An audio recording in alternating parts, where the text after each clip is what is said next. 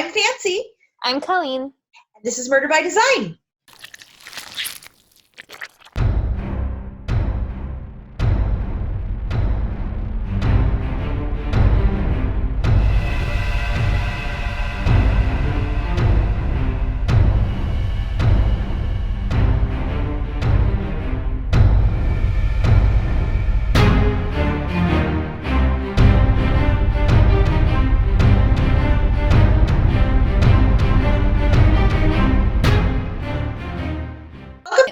So, Joseph, hi.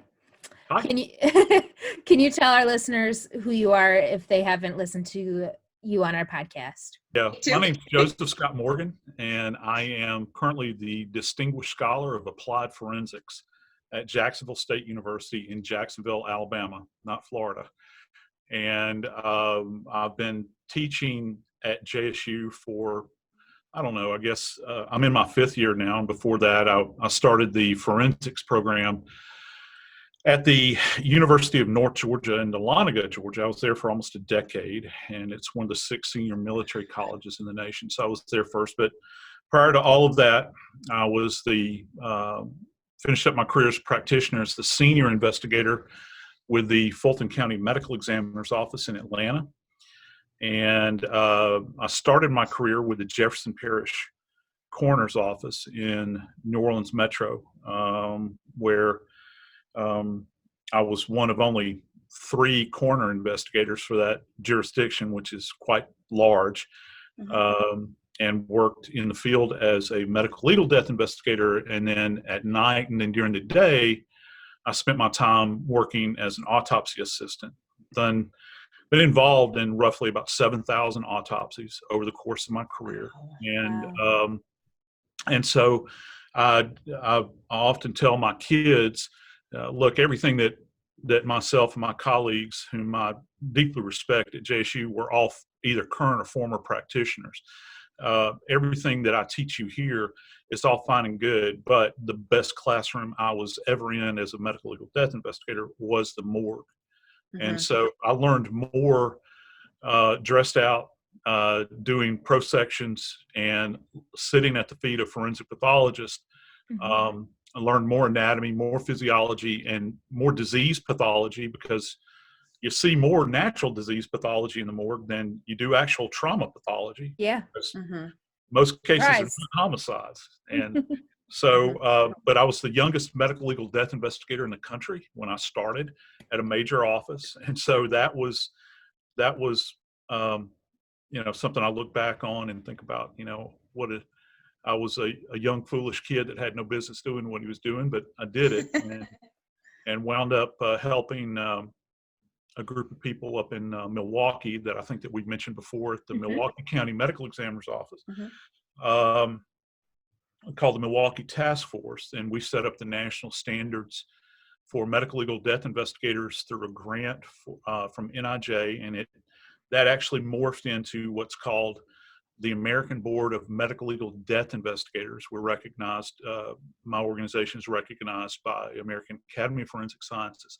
I'm no longer an active member because you got to be a practitioner. You got to be currently practicing. And so I left that behind. Now I teach, and hopefully the next generation I teach will be the better for it. Hopefully I do more good than I do harm. So we're hoping for that. We're hoping. We can only hope, right? We in Milwaukee appreciate you. I love Milwaukee, one of my favorite places. Oh, I appreciate you. Love Milwaukee.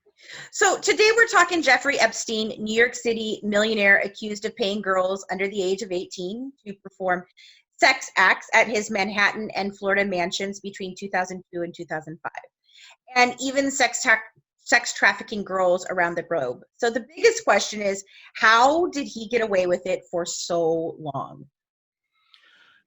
Yeah, for me, I've been covering this for a while, and I think that you look at a case sometimes, and I think that there are some parallels, obviously, with Weinstein as well.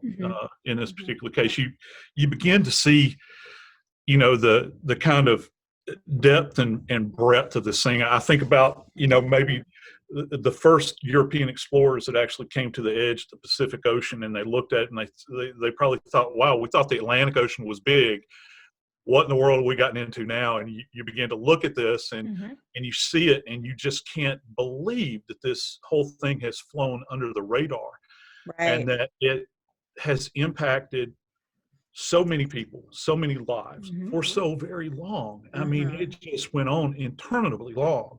Sure. And, the final, at least from a medical legal standpoint, the finale was, his death. And, if his life wasn't bizarre enough, here we are. Here we are in a federal facility in Manhattan, and his life comes to an end there. And there will always be questions about that. Oh, yes. It's suspicious as hell. Yeah. Very suspicious. Yeah, very, very much so. I think probably, and forgive me, I can't remember her married name, but I think that is Virginia Roberts. When I first read that article, and I think that it was actually Vanity Fair had turned it down. I might be getting my facts wrong, but I think it was originally printed in Miami Herald. They had the gut to actually, and this reporter did such a jam up job. And I began to kind of read and pay attention at that point in time and listen to what she had to say, particularly retrospectively, once I became kind of, at least from a media standpoint, covering this thing on HLN and covering it with Nancy Grace and all these other people. I began to, and not to mention everything I've covered in law and crime with it as well. I began to think about it and think about this young girl, and I'm thinking, she's just one. Yeah. She's one of a just just huge Network. group, network of these people whose life was directly impacted. I think in that story, one of the things that really caught my eye that she had made claim to was the fact that, and just kind of follow my logic here, I'm not a real bright guy. Just I have to follow, kind of what seems logical. And when she begins to talk about this island, they called it any number of things, Orgy Island, and all those sorts of things. She had made mention that she was staying in a bungalow out there on that island, and she had alluded to the fact that she was present for a sex party, I think, and Epstein was there, as well as someone else, another male. And there were a number of girls there, and they were young girls. Sure. She said that I think she was of age by that time. I'm not really sure. She was staying in a separate location. And she said what struck her was the fact that these girls were very young and they were not speaking English. Their language, they were conversing with one another, sounded like something that originated like a Slavic language, like it was Eastern European. And I'm thinking, we can't drive down the road now without somebody paying attention to what's going on in a vehicle. We're watched all the time. And I'm thinking, how in the hell did this guy get this huge collection of young girls, if they are from Eastern Europe, onto this little island? And then I think that the bigger question is, what happened to them? What happened to them? Because, if you're telling me that they wound up on the island, okay, I understand that. You can transport them there. You can fly into one of the local islands that has an airstrip. Sure. You put them on a boat. Right. You put them on a helo and you take them over there. But what happened to them? Did you just transport them to the States, cut them loose, and they're just wild, feral, wandering all over the streets? Or did you take them back to Europe? Or is it something more sinister? Selling them to other people, other major celebrities, millionaires, royalty across the globe. And I think some of the most damaging evidence are the photos. Like, there are photos of these people, including Prince Andrew. I feel like since his death, Epstein's death, there's been other major things that have been happening. And so this, I feel like, isn't talked about as much. And I feel like he only got a little bit of scrutiny at the time. But I feel like now, I mean, he's still performing royal stuff and going to royal events. Mm-hmm. Yeah, and that's true. I think as of like there have been in preparation for talking to you guys, I just happened to go on. I haven't looked at some of the news feeds, and Mm-hmm. anybody that wants to can go on. I tell my students at JSU, don't believe anything I say. Right. Assume I'm lying to you. Go check it out yourself. Right. And you plug in his name and in a search, and you just click the news icon for it. And there's there have been articles that have been published relative to Andrew within the last 2 days where they're talking about him still refusing to actually give a sworn statement. Right. I don't know. I think I think folks are really barking up the wrong tree, if you will. He's so insulated. The fact that we even got a peek Yeah. the fact that we even got a peek that he was involved in this thing, I think has to do with carelessness and arrogance. Mm-hmm. To me, it does. You just assume that everything's going to be all right and that nobody's going to catch you at what you're doing. And of course, in his instance, when you see that picture of him there with that young girl, and she's a young girl, and he's got his arm around her, and he comes up with all these things about, well, you can tell, the shading of my skin is different. This thing has been manipulated in some way, and all this sort of thing. It's like, okay, well, you're saying that. I'll believe that when a forensic digital expert, explains that to me. Exactly. I'll buy it. Until then, my eyes are seeing one thing. You haven't Right. disproved it as far as I'm concerned. Well, and he Sure. was like in New York City, like taking a walk with him at one point in time after he got released from jail the second time. Like he was in Central Park walking with Epstein after Epstein was already arrested and accused of having sex with underage girls. And it's like, Andrew, you are royalty. What are you doing? The cameras are, of course, following Epstein. Right. And they're going to be all over Andrew too if he's around. I mean, that's their that's how the tabloids over in Great Britain make their living. They follow these people around. And again, that goes to, look, you're either stupid or you're arrogant. Arrogant. There's no third choice. Well, it goes to this whole term that has come out, affluenza, and I have thought that since they started using that word, they started using it with the Brock Turner case back when, he raped the girl in the back of the alley and by the dumpster, and that was what the term they used is affluenza, the thought process of that being so rich or whatever growing up that you just don't have the same, moral compass because you weren't given that. And I'm like, are you serious? That's not a thing. Like, that's not a thing. And that's not an excuse. And screw you. Like, I'm like, could I claim being, that I live in poverty? So Povertenza and I don't know what I'm doing. Like, that would never fly over. Like, are you serious? Like, if I were to all of a sudden come into money and then just be like, well, I was poor my whole life and then I got money and I don't know what I'm doing. And so I did all these heinous things. Oh no, nobody would be like, oh, that perfectly makes sense. No, you would just laugh the hell. You would be like, are you serious? What is wrong with this chick? But yet Great these excuse. people, these people that they really do. I feel like they feel the rules don't apply to them. And that's upsetting and concerning to me. That they feel like that is what they're doing. There are a lot of people that live that way, and I grew up, I've grown up, I've lived my entire life in the South, and you live in small southern towns, and there's always that one family in that small southern town that has the influence over everybody else, and their kids are treated differently, and the cops tell them to move along and don't let you back out here tonight, whereas everybody else would get a ticket. Right. And, that's on a smaller scale, obviously. I think that's kind of part of the human experience, though. The more money you have, the more power you have.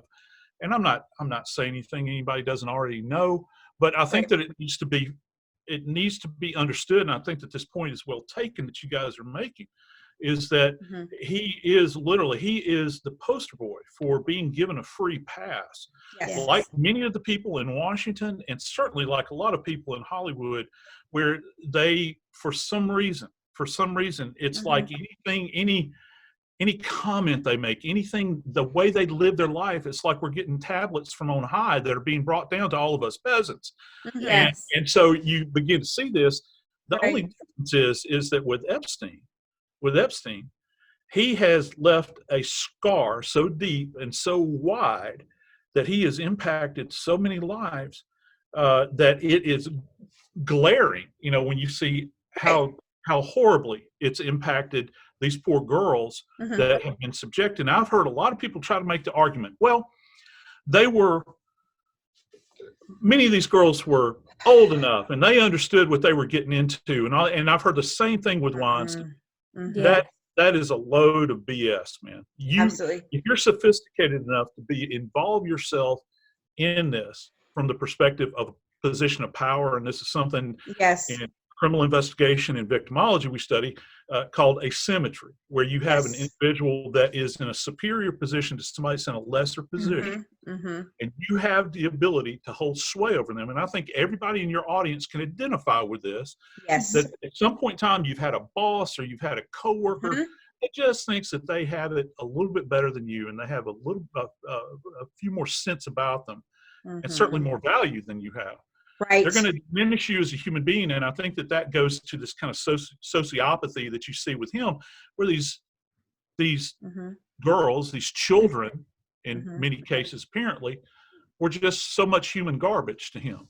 And and that's a horrible thing. It's just ridiculed. I think, when we're talking about the amount of people who are rich or in power or celebrities that kind of get this free pass, when the college scandal came out, with like Aunt Becky, paying for their kids to get admitted. And the fact that they act like, I feel like that was one of the major cases where charges were actually brought against these people in power and celebrities. And even though not nearly, as much as somebody else would, but it was just like, wow, they're actually doing something with them.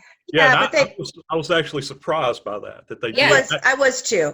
But they got such a light sentence anyway. It was still very powdered over, Well, I mean, just like when Epstein was arrested several times and made really suspicious plea deals. I mean, if anybody else, this would have been, thrown in, locked in a cell, throw away the key. Yeah, you'd be in the Florida State Penitentiary down there. And let me tell you something. That is one of the single most undesirable places that you can possibly indwell in the United States. It's a horrible, horrible place. And so, and I'm talking about the big house, particularly considering some of the things he's been involved in. This is not going to be some kind of light. And again, that goes to, this kind of prosecutorial discretion with all of this. How are you going to be able to justify? And the problem is they don't have to justify it. Right. How are you going to be able to justify this just from a moral standpoint? Now, I'm not trying to stand in judgment of them, but you have to understand, if you do not have a moral benchmark to go back to, you're in trouble. I mean, you're in serious trouble. And this is just one case that we know about. You sit back and you think, well, okay, well, how about everybody else that's not interconnected with all of these celebrities and all that sort of thing? And they've been allowed to do this sort of thing, and we'll never hear these stories. We'll never hear these stories. How many other people have been victimized by the system as a result? Right. Like, according to NAMIS, there's over 600,000 people missing, every year. And where are they? And what is that? And a vast majority of that is children, that go missing, that are sold into the sex trade. We here in Louisville, we have a sex trafficking problem. It's very well known, and they're trying to crack down on it. But the malls in Milwaukee have it's been coming out that there's a huge sex trafficking issue with our malls. Yeah, I had to tell my girls that they couldn't, be very careful and make sure you're doing this and all these different things, because that's where, they're going to the malls and getting these girls, and. Well, wherever there is an interstate highway that passes close by, will be into you. It goes through a central hub. They've had the problem in Atlanta. You go down, years and years ago, they would talk about the cocaine corridor, that ran I-95, that ran up from Miami, that was headed northbound. And then, of course, you've got major arteries that run east and west, like I-20 and I-10 and I-40. and all of these things. 65. Every one of those little, Mhm. major cities that this thing kind of touches on, you have to think that, people, they become currency, Yes, and they can be sold into these circumstances, and it's horrible. But there's also a group of people that indwell specific locations that are not involved in sex trafficking, that just, again, see those around them and see the weak and the innocent around them, yes. and they treat them like garbage, and they throw them away like garbage after they're done with them. I cannot tell you, ladies, how many times I have been out alongside major interstate highways, just off, and I'll get summoned out to a wooded area, and there will be a skeletonized remain that will be, from an anthropomorphic standpoint, it turns out to be, a child. One stands out in mind right now that I think of, that when I finally hung it up, this child was still unidentified. She's 13 years old. And I found, her panties were found off in the woods. She's completely skeletonized. The totality of her skeleton was almost completely there, but you could tell that her clothing had been taken off and kind of discarded, but her body had been allowed to decompose, bare to the elements, in a kind of a little depressed area. And no one is there to really tell these stories. I think since that time, her body was identified, but there are, and I'm just one little slice, my view. There's stories like this all over the place. Francie, you'd mentioned that that NamUs has just a vast number of these people that are out there, and they are. This is real, and it's one of the most tragic stories that no one talks about in this country. Right. Are missing kids, but from my perspective, what I deal with are unidentified bodies. Yeah. And they are everywhere. That's terrible. So while he was awaiting trial in prison, he was found in his cell after he, quote unquote, committed suicide. That seems pretty convenient, don't you think? Yeah. And I got to tell you, I've run over this territory time and time again with this case, and kind of thinking about it and going back to that initial injury, that initial event when he was on the when he had initially been locked down there, and he had the first attempt at suicide, and they had said at that point in time that he didn't have any appreciable trauma. This is in the first attempt, okay? Jesus. And so one of the things that has been postulated over some of us that talked about it. First off, let's just do basic anatomy here. These insults that he sustained that were revealed, that Bodden has talked about, and he was the viewer at the autopsy, and then the chief ME for New York was actually conducting the prosection. They can't agree on the fact that he had some focal areas of hemorrhage, and that he had fracture. People don't think about cartilage fracturing. It does fracture, just like bone fractures. That's what people commonly think about. But he had two in his thyroid cartilage. It was bilaterally fractured. Folks at home will find your Adam's apple right here, and I do this with folks all the time. Just find your Adam's apple, and kind of laterally on either side right here, there's these two little fractures. Now, these are two separate points of pressure, I think. And then you go to the hyoid, which is a fascinating bone for us in forensics. Right, your tongue is attached to it. Exactly, and it's the only it's floating. It is. It's the one bone in the body that is not articulated with another bone. It literally acts as an anchor. Yep. So it's really up high at the base of your tongue.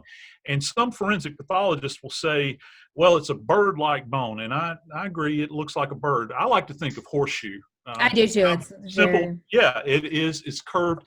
And when you see this thing, people can look it up online. See if I can do this reverse. You've got these two horns. It kind of sits like this. It lays back like this. So this is my left side. The left greater horn of the hyoid, which is very high. And when I say very high, I mean it's high. It's way superior to the Adam's apple. It's up here. And the greater horn itself, if you imagine this is the horn itself was fractured right about here.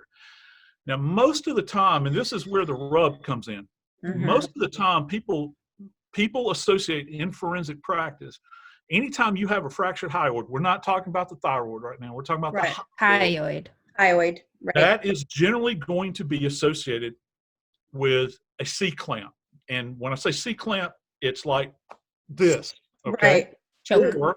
Or what we refer to as a throttling, which is like this. Right. You know, you grab somebody like that, that's a throttling. This is a C-clamp. The reason it's associated with that is that unlike with what we think about relative to hangings and this sort of thing, you have to get very, very high, and there has to be direct, specific pressure applied to that area in order to get this thing fractured. I remember I was on air with a forensic pathologist, I don't remember which one, and we were, you know, back and forth. He put forward that, you know, given Epstein's age, it's within the realm that this bone was so ossified that it could have snapped. Okay, all right, well, let's just suppose that it was. How do you account for the bilateral fracturing of the thyroid cartilage then? Because those are three separate events. Yeah. So I've had a problem with that. Now, am I willing to go out on a limb and say that somebody went in there and used a C-clamp on him? Well, all I can go on is based upon the investigation. They're saying that there's no evidence of that. Okay, the medical examiner, the chief ME for the OCME there in New York, said that this was in fact a suicidal event. That, you know, it's more consistent with suicide. And then you've got Bodden that's saying it's more consistent with homicide. And he has said this directly. Right. So I don't know what he saw at the autopsy. I'm just getting kind of background noise from this, because here's the problem. And this always happens. They've not released the autopsy report. Course. And for us to be able to get eyes on it, that is one document right now that I am sitting on the edge of my seat waiting for. I don't know that I will ever see it. I don't know that anybody will ever see it. Hopefully they will. We didn't, you know, for years and years, I think they thought that JFK's autopsy, and trust me, I'm not trying to impugn our late president by comparing or putting him in the same no, absolutely. But I'm just saying there's certain things that people lock down for protracted period of time, and now the lawyers are involved. And you've got the estate involved and all these sorts of things. And now you've got civil liability where people are being sued. So they've got this thing locked down really tight. Right. And if I can just continue just for a second about this. Go for it. Absolutely. The one word when I finally saw, after that 60-minute special, I got to see the freeze frame images. Freeze frame, that's such an old term, isn't it? Oh, no, I know what you mean, though. I got to see the screenshots, I guess, the freeze frame of Epstein Cell. And, you know, for a long time, they were saying, well, he was, there was initial reports that came out, well, he had a bunk that was built into the wall, that it wasn't a tiered bunk. There wasn't, you know, like we think, you know, when you're a kid, you got a bunk bed, okay? Right. Well, it turns out it was a bunk bed. It's a steel bunk bed. It's got a ladder on the side of it, all right? Well, when you begin to see the condition of this cell, the word that I have used to describe it is squalid, because I have seen so much crap laying around. There are torn up pieces of cloth, and these are obviously sheets that I would assume that are orange as well, just like the scrub suits that they make them wear. The mattress is off of the top bunk, and here's what was striking to me, because I've worked several jailhouse hangings over the course of my career. You go into a cell, and a lot of the cells some of them are kind of neat and pristine, you know, depending upon the group that's running this. Now, keep in mind, these are the feds running this place, all right? Sure. You know, at some point in time, you would think, look, you either clean this thing up or you're going to be on bread and water or whatever it is that they do. Yeah. Right. But this thing looked like a pigsty. I can't imagine some human being wanting to indwell in this small space. It's one thing to have a messy house. This is something completely different. So the bunk's off the top. It's on the floor. And what's sitting up on the top bunk?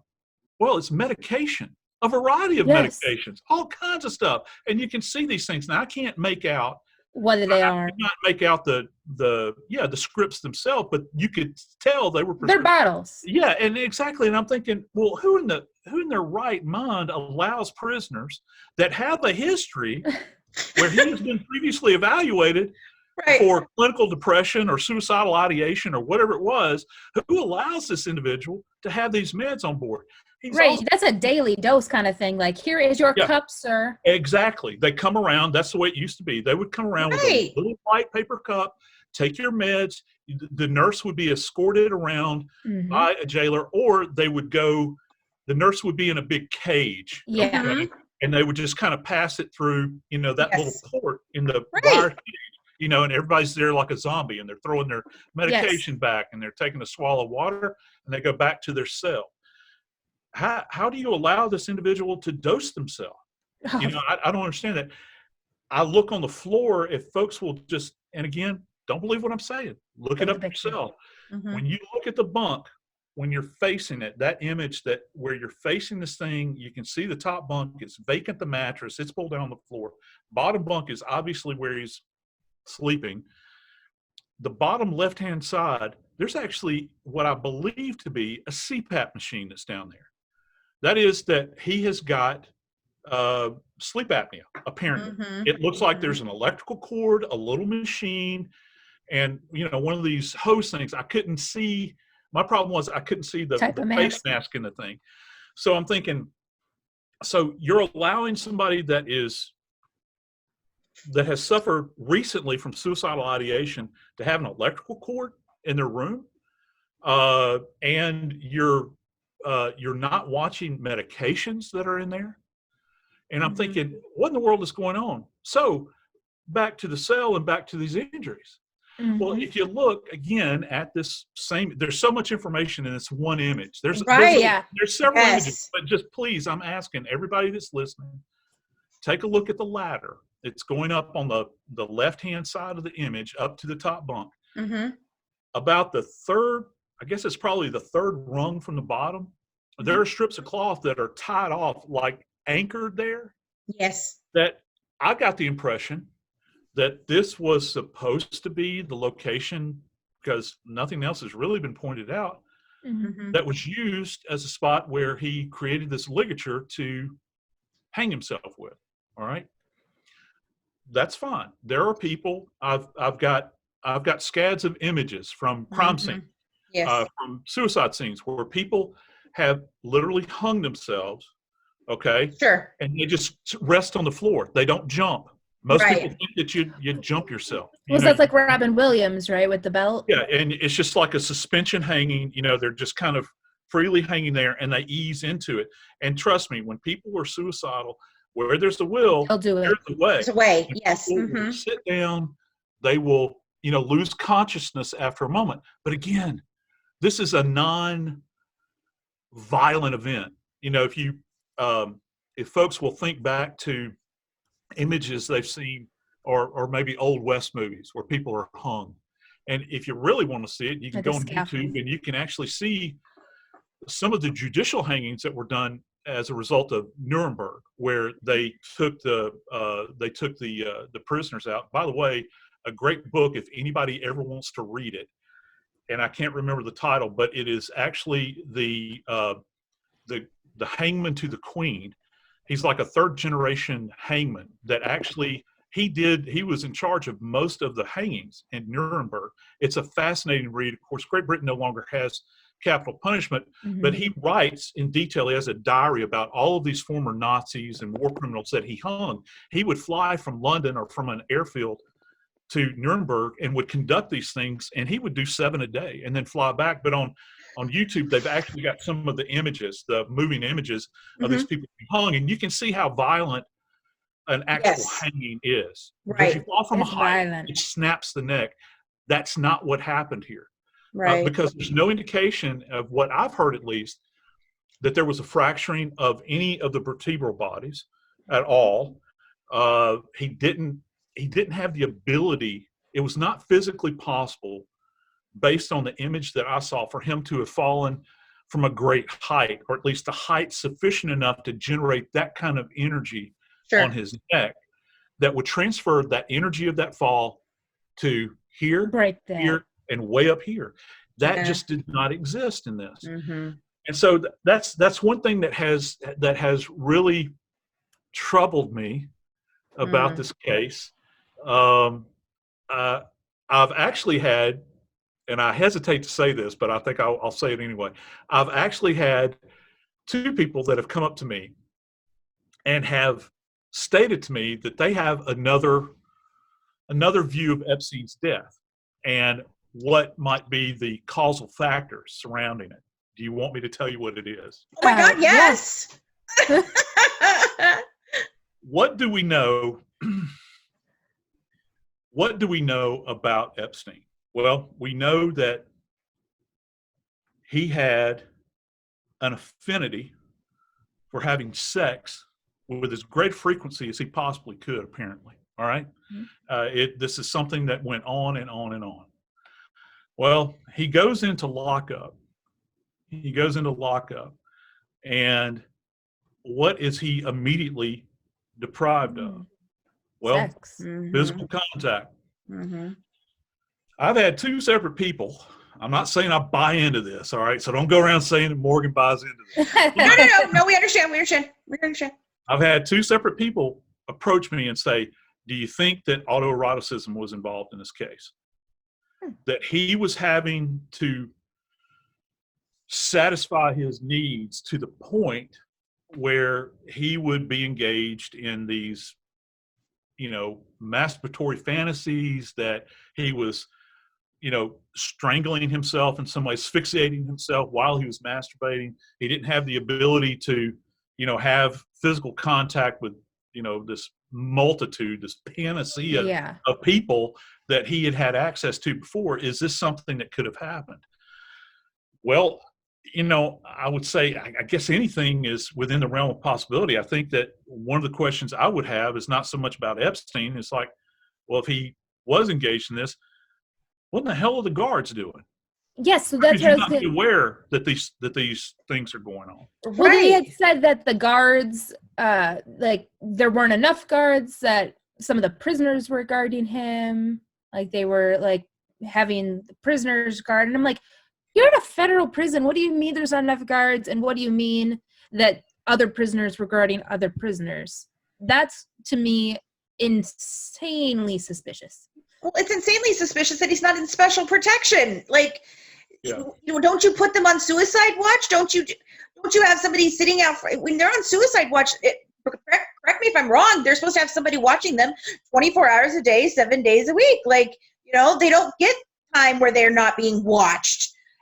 And it's something that has to be. It's something that has to, just from a liability. Listen, if you work in a hospital and you work on a psych unit, the things that are done there are documentable. Particularly if you're for instance, on an acute. When I was in college, I was one of these big dumb guys, that they put me on the psych unit and they called me a psych tech. Well, I didn't know what that meant. All right. I became a professional wrestler essentially because back then when I was young and and strong, they put me on this unit. So everybody that was acting out, that was in an acute phase, you wrestle. You're holding them down. These people are raving. They're out of their minds. They can't protect themselves. They can't protect themselves from themselves. So all that stuff in a hospital is documentable. So I would think that in some way that his status in that federal, this isn't some kind of little county jail where Ma and Pa are operating it. Ma brings the meals down for the prisoners every day that she cooks in her own kitchen. This is a federal facility. All right. And a famous person. Yeah, exactly. So, it really gives you pause to begin to think, does your mind work? How is it that you're not white? How is it that you don't have an awareness that electronic surveillance equipment is not functioning in this location, particularly considering that you are tasked with safeguarding, arguably one of the most high-profile prisoners in the nation, if not the world. You've got the royalty that's involved in this thing. Everybody wants to know. You gotta know. You gotta think. What does he know? Like he's gotta know some shit, like real shit. So you're thinking. So my thought is, well, what kind of management is going on? And look, I teach corrections. I mean, I have corrections officers, future corrections officers that'll take my intro classes. And I have a lot of dear friends that are corrections officers. One of my best friends is one of our professors. He's one of my dearest friends and is a former corrections officer. And he talks about how horrible it was. As a matter of fact, when all of this went down, I went and talked to him about this. And I was like, look, educate me. Because I got to tell you, I'm sitting here scratching my head. And even though I've been inside of a prison and have worked deaths inside of prisons and that sort of thing, that don't make me an expert on prisons, all right? Right. And, I asked him about, people that are in an acute phase of depression, suicidal ideation. Maybe they're not vocalizing anything, I'm going to kill myself. That's fancy speak, that sort of thing. But they're demonstrating it through their prior actions. Yes. And we're not talking about something that happened 6 months prior. This I think if I'm not mistaken, this happened within, I don't know, 4 or 5 weeks, that first attempt of the fatal event. This is not something that's in distant memory. Memory. And I know that they've probably got other inmates, if you will, that are there that certainly have their own psychopathy that's going on and all that sort of thing. But I don't know that any of them, what are you doing with the rest of these people that are in, again, I use this word, in an acute phase where, look, you better keep your eye on this person. It's not just the fact that he's Epstein, it's the fact that he's a human being, and you want to keep him safe. You want to make sure that the thing's going to be adjudicated. His case is going to be adjudicated like it should be. But guess what? Not going to be now. Right. Like what do they really want to keep him safe? Do they really want to know what he has to say? Who knows? So that leads it to, I think the last question we have is, so what happens now to these legions of victims and to the alleged co-conspirators? Are they off the hook? Or are their troubles just really beginning?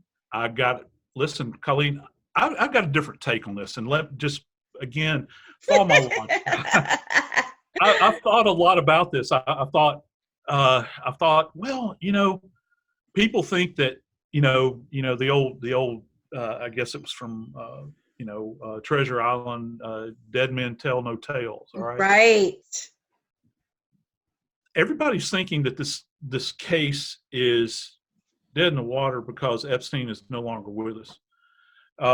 That while he was there, there was a possibility that they were going to get him to roll over on the case and this sort of thing. I think that given the right mindset by the prosecutor that was bright enough to follow this idea, I think protections are off at this point. I think that it's more dangerous now for people that are involved in this than it was when Epstein was alive, because Epstein was that one he was that one kind of valve that controlled everything. Now, they're talking about, I know the place up in Manhattan he had. Yeah, what was that little shack worth that somebody just gifted to him? I can't remember. Several, millions and millions of dollars worth of real estate. There's allegedly, videography. Oh yeah, cameras every single room, every angle. Who has, who's taken all of that into the possession? Does Does his estate have those images, or do the feds have it? And who among the feds has it? Do the locals have it? What do the locals know about that? What does NYPD? What does the prosecutor in New York know about this? What does the prosecutor down in Florida know about this? And the one place that we haven't talked about is New Mexico. We've got this. I don't know if any of you guys have ever been out west, but Yes. you get out west and you get out in New Mexico, there's a whole lot of New Mexico. And he owned a ranch that was massive, absolutely massive. And there are allegedly stories about young girls being out there as well. Mm-hmm. Well, where are these young girls? And why aren't we hearing more from all of these young girls that were brought there? Where are they? Who's going to tell their stories? Were you also in the Caribbean? Did he bring you to New Mexico? Did he bring you to Manhattan? Were you on the Lolita Express? You know, where did you go in Europe with Epstein? Did you go anywhere in Europe? Did you go to England? Did you fly into London? Did you go to Paris? Right. Because there's connections between these locales as well. So, you know, it's kind of like, you know, when you're young and you're wearing a sweater and your mama sees a string on it, she says, don't pull that string. This is a string that needs to be pulled. Oh God, it's just going to keep coming and coming and coming and you know, you're just going to keep unraveling it because this story isn't going to end. It's not going to end and die with Epstein. It's not going to end and die with Prince, you know, Prince Andrew. There is so much to this story, you know, and I think we can sit and talk about it all day. Like it just, you're going to find every time you talk about it, you're going to find a new thing that you're like, huh, well, all right, you know, and keep going. And you're right, New Mexico. I mean, I'm from California. I've been here in Kentucky for 12 years, 14 years, 12 years. I don't know, 12 to 14 years. I've lost count now. But, you know, I grew up in California and New Mexico is very, very close. And we've been through there, you know, and driving here. In fact, we went through New Mexico because I don't want to go down into Texas. I don't like Texas. It's just a climate thing for me. I don't like it. I had a bad experience. So we took the upper route, you know, through New Mexico, Arizona, New Mexico, across, you know, and you're right. The planes go on and on and on, and it is so remote. I mean, it is so remote. Yes, it is. Anything in the world could happen out there and no one would know. No one would know, you know, and so I think you're right. New Mexico is going to be a big deal in this if you know, if they keep going at it. Well, at one point in time, we had an indication that there were federal agents that were there.